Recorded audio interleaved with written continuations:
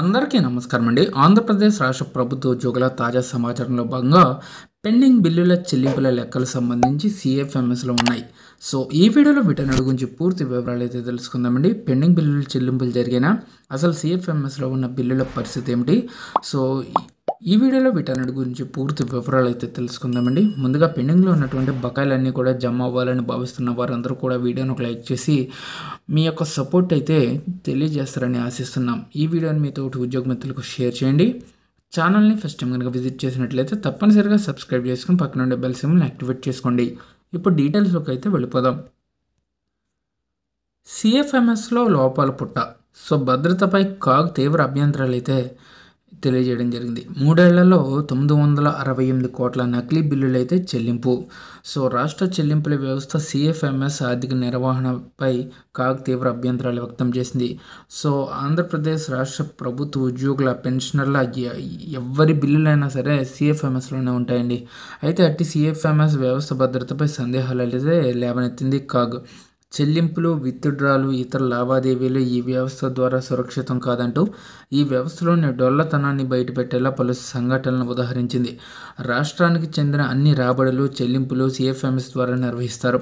ప్రభుత్వ అకౌంట్లను ఆడిట్ చేయడానికి కాగ్ ఈ వ్యవస్థలో సమాచారంపై ఆధారపడుతుంది.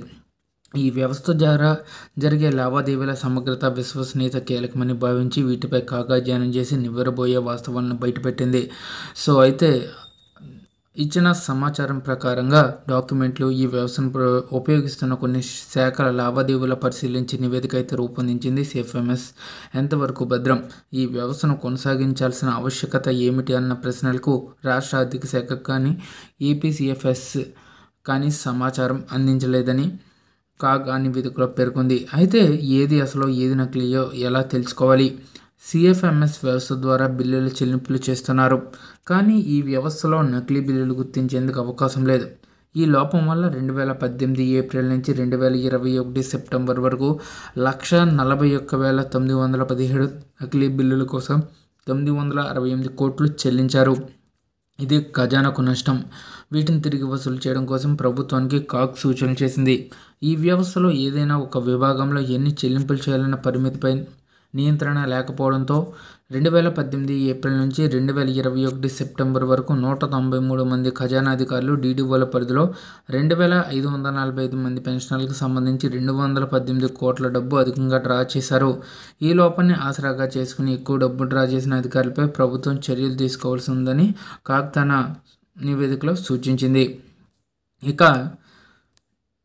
ట్రెజరీ స్థాయిలో ఆమోదం పొందిన బిల్లుల చెల్లింపుల కోసం ఈ కుబేర్కు పంపకుండా అధికారిక ధృవీకరణ పేరుతో ఆపడాన్ని కాగ్ అయితే తప్పుపట్టింది. బిల్లుల ఆమోదం లేదా రద్దుకు అధికారులు పేర్కొన్న కారణాలు సరిగ్గా లేవని పేర్కొంది. నిధులు అందుబాటులో ఉంచినప్పటికీ బిల్లులను ఆపి ఉంచడం ఈ వ్యవస్థలో ఉన్న అతిపెద్ద లోపమని కాగ్ పేర్కొంది. లావాదేవీ జరిగినప్పటి నుంచి ఒక్కరోజు వ్యవధిలో ఆర్బీఐ నుంచి దీనికి సంబంధించి నోటిఫికేషన్ రావాలి. కానీ సిఎఫ్ఎంఎస్లోని సిపిన్ నగదు డేటాను రాష్ట్ర వాణిజ్య పన్నుల శాఖ వద్ద ఉన్న జిఎస్టీ డేటాలోని సిపిన్ నగదు డేటాతో పోల్చి చూడగా 73,596 లావాదేవీల్లో సంబంధిత డీడీఓలు సిపిన్లను తప్పుగా నమోదు చేశారు. ప్రభుత్వం నుంచి తీసుకున్న 264 కోట్ల మొత్తాన్ని చెల్లించడంలో ఆ డీడీఓలు విఫలమయ్యారని చెప్పేసి కాగ్ వెల్లడించింది. అలాగే సిఎఫ్ఎంఎస్లో వివిధ ఖాతాల వర్గీకరణ కాగ్ జారీ చేసిన పెద్ద చిన్న ఖాతాల జాబితాలకు అనుగుణంగా లేదు. దీనివల్ల కంటింజెంట్ బిల్లులు భారీగా పేరుకుపోయాయి. ఈ లెక్క తేరగా డీడీఓల వద్ద నిధులు పేరుకుపోతూ ఉంటాయి. సో ఈ విధంగా బిల్లులు అయితే పెరిగిపోయాయండి. ఇవన్నీ క్లియర్ చేయాల్సిన అవసరం అయితే ఉంది. సో ఒక్క గవర్నమెంట్ ఎంప్లాయీస్ బిల్స్ చూసుకున్నట్లయితే సుమారుగా 25,000 కోట్ల వరకు పెండింగ్లో ఉన్నాయి. కాబట్టి ఆ బకాయిలన్నింటినీ కూడా క్లియర్ చేయాల్సిన పరిస్థితి అయితే ప్రభుత్వం మీద అయితే ఉంది. సో ఇదండి వాళ్ళ ఎంప్లాయీస్ సంబంధించిన updates. For more updates subscribe to our channel. Thank you.